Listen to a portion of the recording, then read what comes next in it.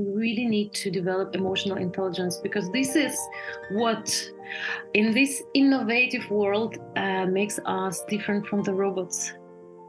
Robots don't have emotions, and we have. That's why our job as a human being to manage these emotions, to teach kids from very little to understand their own emotions, to express their own emotions in a very natural, creative way. Because for us human beings, creativity is absolutely a natural thing.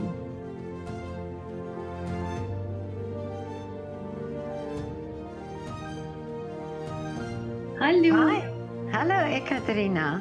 Hello. It's so lovely to meet you here on Zoom. Thank you very much for your invitation.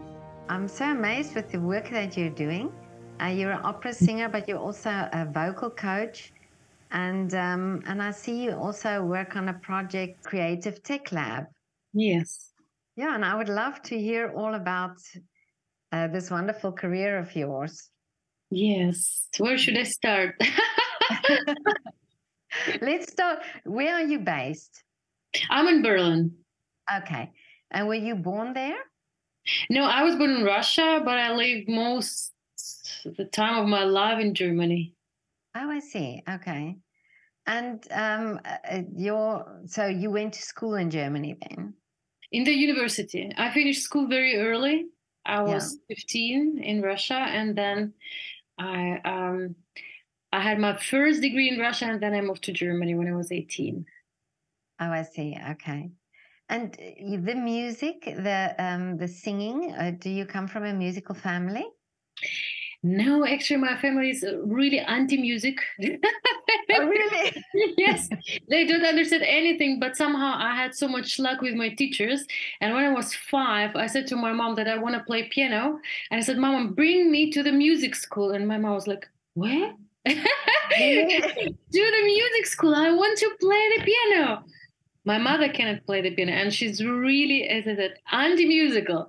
And she said, like, okay, what to do? Okay, we should bring the child to the, okay, where to find the school? But somehow it worked out, and I had amazing teachers for piano and singing and everything. So I pretty early started to win lots of piano and singing competitions. Amazing. So you were very determined as a child as well, because if you insisted on playing the piano. Yes, somehow, yeah. That's amazing. My mom always ask, where did I get this idea? I said, I don't know. But have you, and the singing, did you, who discovered your voice then? Because if you started playing the piano, somebody must have heard you sing. You know, in Russia, we had a very interesting Sovietic, even though I'm post-Sovietic generation, but this is a still Sovietic system that kids after school went to some other schools, some music school, sports school, or art schools, because parents, they were working. So this is like a court in Germany. And so all the kids should go somewhere. And I went to music school because I wanted it. And we had like a real school. We had piano lessons, solfeggio, like music theory, music literature, choir, singing lessons, like really, really many different subjects, because we were spending 5 times a week after school in this in the music school. Yeah. So my teachers in the choir, they noticed that I can sing pretty well, and also we got as every child who sang in the choir, we've got some singing lessons. And my teacher for singing said that I have an amazing voice, and she would like me to improve it. And my mom said, like, yeah, whatever. And she said I should do a singing competition, and my parents were like, okay, we'll do singing competition. What should we do? And this is how I started to sing and sing. Yeah. But that's great that your parents, I mean, that they did that, you know, that they gave you this opportunity, even though that they, you know, they didn't have an interest themselves. Yeah. That's true. And do they still now support you like this? Yes, actually, they always. I also was thinking about this. How lucky, because now I'm working a lot with kids, And I always, or not always, I often think that how much luck I had with my parents, because they always supported in anything. I wanted to do this, I wanted to play tennis, I want to do many other different things, and they always let me to try it out. All, Really? yeah, they Well, always supported me. it's so interesting because I spoke to a soprano once, but she told me that her parents also didn't know anything about music, but that she felt that was kind of a benefit because they just applauded everything she did and they were so enthusiastic about everything she did, you know. So, Yeah. Mine so too. that, Yes. yeah, so that's great if it's that way. But Yes. so, and you then decided to do a career in singing. Was this then automatic, just, or was it at some point that you decided, hey, this is what I want to do?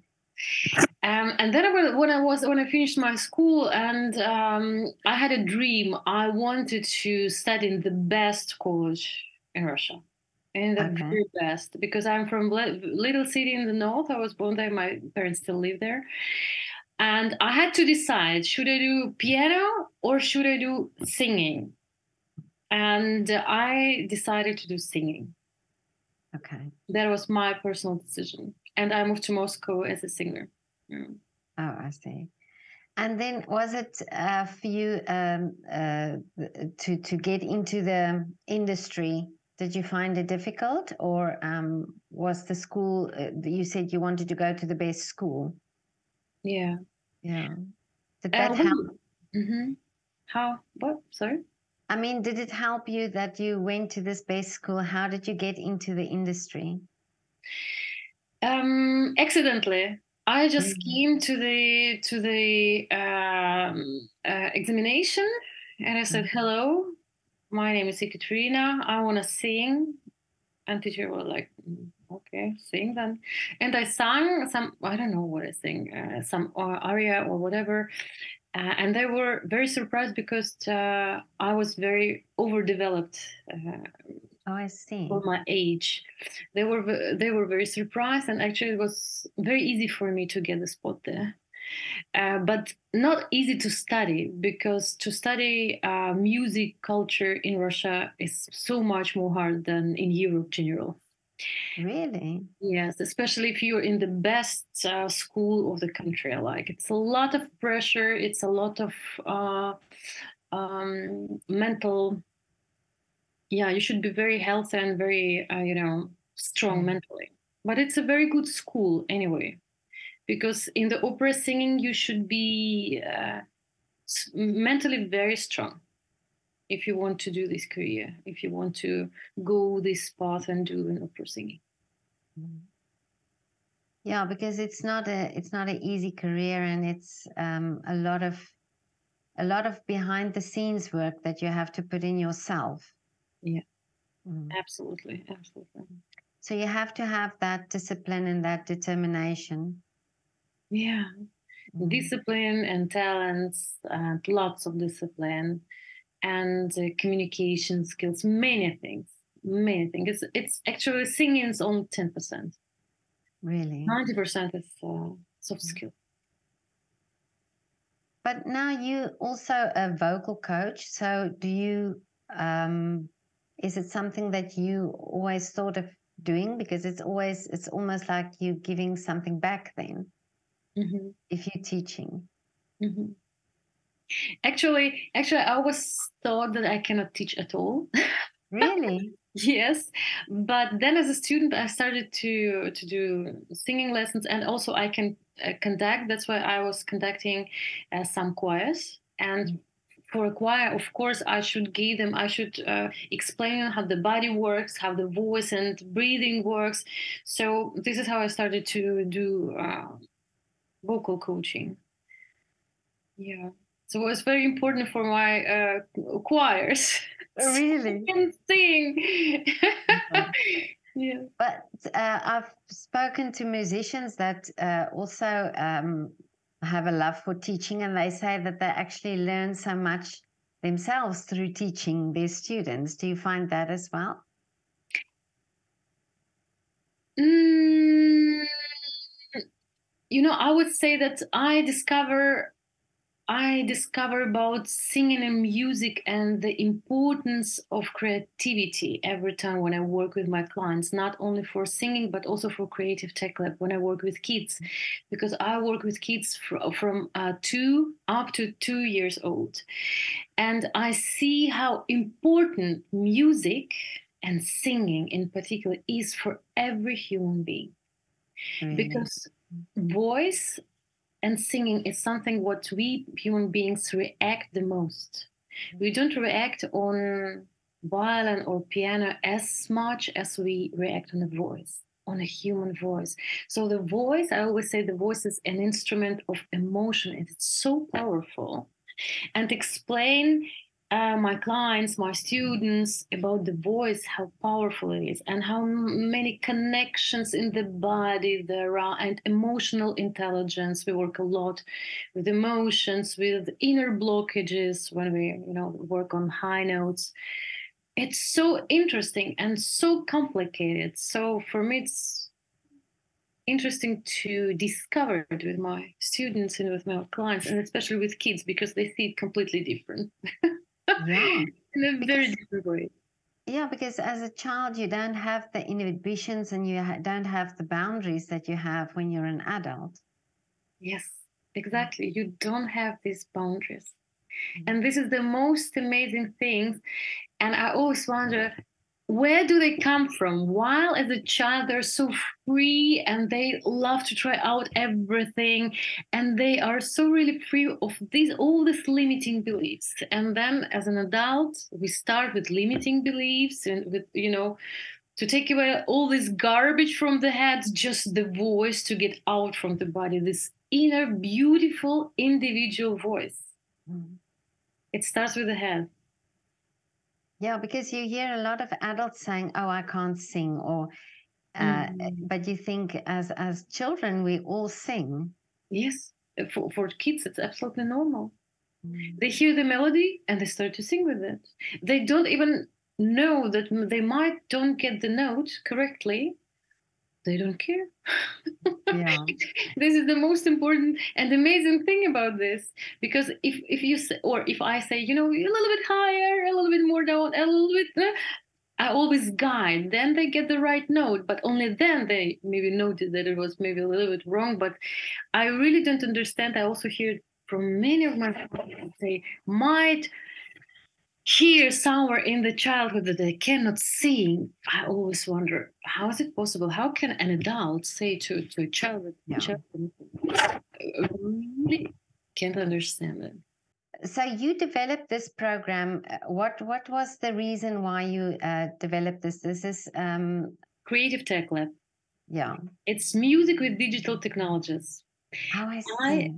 That was my pedagogic thesis, because after I was singing La Scala, I decided to stop the career, and I was thinking, what else can I do? And life gave me an opportunity to study pedagogy. And then, of course, during the study, we have to go to schools, we have to go to work with kids and teens. And for the very first time, I've seen that, firstly, very many kids don't have the access to professional music education, not at all, at least here in Germany, because we have a big lack of teachers, and especially music and art teachers. Secondly, many kids and teens, they really feel connected with music, but they don't know how to express them through music because they don't have the tools. And thirdly, I've seen in schools, I've seen such a traditional way of teaching, and for new generation it's so boring. For the 10th or 20th times to hear the biography of Beethoven, they just fall asleep. They don't do anything with music. They just do the theory, and they find it so boring. And when I came to school, I thought, okay, this I have to change, because for me it's also boring. I do remember when I was a child and our teacher was sick in music literature. and I don't know, maybe 5 times we were watching Boris Godunov, and I was only 10. Oh, it was so boring that I can, I still can't forget it. So I thought, like, okay, what can I do? And I love technologies and I love innovations. I thought, like, okay, maybe I can do it something with technologies, but something with what kids can really create their own music. They can sing or they can play the piano. And this is how I developed this method of creating tables. So the whole theory, like, notes, rhythms, symbols, they play with apps. This is animated apps, professional animated apps. Oh, okay. Yes, and this is a very funny way to learn notes, because usually, the traditional way is just you learn by heart. Yeah. And this is boring. So they have this, for example, Hungry Munchie, and they have to feed it with notes, but with the right notes. So they learn and they play and they have a lot of fun. They collect really good experience with the learning and learning theoretical part. And then I explain how to play the piano, because I can play the piano. And they also very quickly know where is which key, because I work a lot with colors. So they have the iPad, on the iPads, the keys. On the piano they have also these roll pianos, and then I explain how they can create their own music. And every time I sit and think, everyone is a genius. Just Really? Yes, absolutely. Just give these tools to kids and say, I believe in you. You are amazing. And you can't imagine how, they bloom like flowers and they create such fantastic things, because I repeat it, especially for teenagers, music is something what they emotionally need to express sometimes, or very often they don't know how to express or how to talk to parents about some topics, or how to express their um, thoughts in their head, Yeah. or how to express themselves. And it's so much easier to do through music. If you just create a story with notes, with sounds. And this is what I teach them, and they do everything with everything they do with apps, and they have these apps on the phone or on iPads, and they can do it anywhere. That is so amazing that you do that.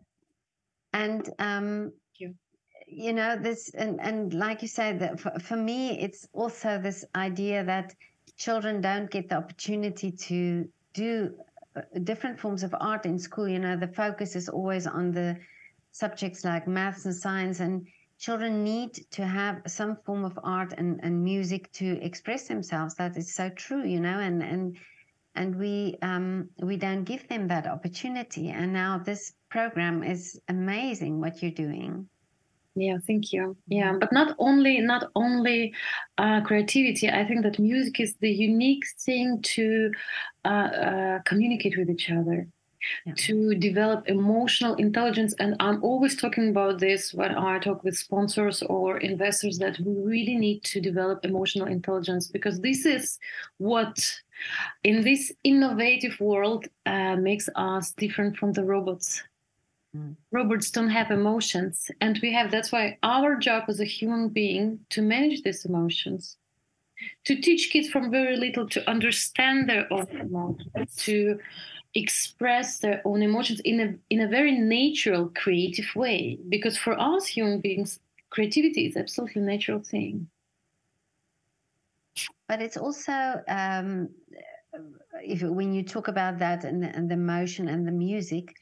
I spoke to film composers as well, and we talked about the fact that the film in itself has the story, but the moment they put the music to it, it sort of enhanced that emotion. It sort of brings something else to the film. And you never think about that when you watch a film. The music is sort of there, but you don't really notice it, but it does. The effect that it has on you is that it affects your emotion. There is a research where physicians research what kind of frequencies in what way influence people. Because we as human beings react on sound very strong. And that's why music is very emotional. It has a lot connection with emotions. Yeah, I do agree with you. And how do you get this program out? Do you sell it, or is it available at schools? How do you do that? Creative TechLab, you mean? Yeah. Now we have partners. We work with schools, with kindergartens, with HOTS, with many children, youth organizations, with family organizations. So we do lots of our, I would say, product life, Yeah. product line, business language is wide, because we work really with kids from 2 years old, with families, with parents, because I think it's very important to explain to the parents that apps and digital technologies is nothing bad, because Yeah. many people here in Germany think like, oh, digital, no, no, no, no, my child should not play whatever. But we really communicate a lot and explain that digital technologies in terms of learning is very good, because this I would also would like to tell, because virtual reality and why is it so important in learning? Because for our brain, do we do it in real or we do it in our mind? It's absolutely the same. And when a child plays the game in the app, it experiences and it repeats a particular positive experience and Okay. learns. So for our brain, the brain learns particular, or how to say, builds, this kind of knowledge net through one topic, or in one topic, for example, music and positive experiences. And this is, this fixation of positive experience in music and learning, in the process of learning, it's very important. This is why digital technologies is actually not the future of schooling. It is already there, but it's very important to implement it in schools. And that's why my job is now to bring more education, cultural and music education to schools. We work in some schools and the results are amazing. So this is That's wonderful. Oh, that makes me so excited, because I think this is so important. yeah. And do you find that also the children are interested in playing instruments, like real instruments then? Of course, because as I said before, many kids, really astonishing, too many kids just don't have the access. They have Yeah. never tried. They have never tried to play any instrument. And this block flute, what usually at school they do. Yeah. Yeah, it's a very simple way of Mm. teaching music and playing instrument. But if they try, if I explain them how to play the piano, and they try it out, then they're more motivated to learn, and they can always play in the app, so they learn very quick. Mm. But I think it's also this idea that if you play music, you have to be a musician, or you have to do it to that extent. And we forget that many people just want to play the instrument for the love of it, and not necessarily to become a pianist, or to become a flutist. So, in that sense, maybe it's also great that children can know that it doesn't have to be to that level that they have to do it, but that they can do it for the love of it. Mhm. Well, my intention is actually I don't do it for educate professional musicians, Yeah. but I want just to give some tools to express themselves. There is no pressure. There is only fun, creativity, and technologies. And this is the thing also, because for new generation to generation Z, and even kids who were born from 19 or 2010, they're so different. Yeah. For them, technologies is so normal. I mean, and of course, learning with technologies for them is much better, because this is individual learning.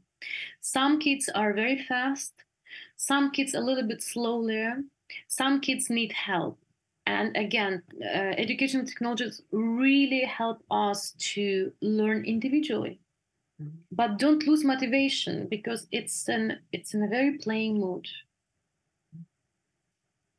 That's fantastic. I mean, this is so great. I really, I'm so glad to know about this project that you're doing. Thank you. And congratulations with this work, really. Thank you. So, what is the dream now for you for this project? I would like to grow.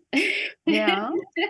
I would like to grow. And at the moment, we are looking, or I'm looking for investors and sponsors because I want more kids to get the access to the professional music education. I want as much as possible kids to get the education because I see these amazing results after every workshop.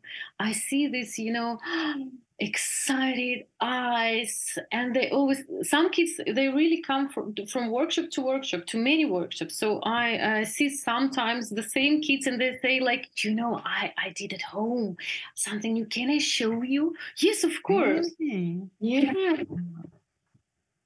Parents sometimes send me some emails like what you did with my child. Now it's only sitting and playing and making music all the time. Yeah. So, but who are the people that you need now? Who you say you want investors, but do you also need, say, musicians who would want to teach, or does it have to be a professional musician to teach this program? Yes. At the moment, actually, I work with musicians I was studying with. Yeah. Yeah. So I taught them my methods, and we work all together. Yes. Okay. So at the moment, I have enough teachers. The sponsorship is now the question number one. The task. Yeah. So, but if somebody wants to buy this program or use this program, then they can contact you. Of course. Yes. Yeah. Anytime. That would be great if that could be spread out in schools and over the world, and also in countries where children don't necessarily could afford instruments, but they always have the technology, that they can use that as well. Yes. That's amazing. This is the most amazing thing about this educational technologies, because every school, it doesn't cost so much. Every app, let's say we use 3 apps in the lesson, and it costs per month 10 euros. So for 10 euros per month, the schools can afford it. 10 euros per month, every school can afford it. So, but you have to have a teacher to teach it, or can can people just purchase the app? Well, basically, we have different ways. We have online and offline lessons. Of course, when we are in school, we do offline lessons, like with teacher who is showing how the apps work, the tasks and exercises. But we also do online classes, and we start from September again. It's also during the pandemic. It was amazing. We had, or I had, 3 online classes with 20 kids each. Amazing. And it was also very, very good. I created a system where actually basically, because many parents said like, what should I do? I don't understand anything. I heard it somewhere because my parents were exactly the same. And I created video lessons and video explanations and video, many videos for kids. So everything what we do in the lesson, they already know, and they practice with me with my video lessons, and also they already know how the apps work. Oh, I see. Okay. It's very sustainable. So, but at the end of the day, people can contact you if they are interested in the app and in the program, or if it's somebody wants to teach the program. Of course. Yeah. I'm open for partnership, of course. Fantastic. That is amazing. I hope that somebody can connect with you, and I will definitely, because I have contact with so many musicians. I think somebody should be able to contact you about this. This is just a wonderful project. Thank you. Yeah, I think people really need it.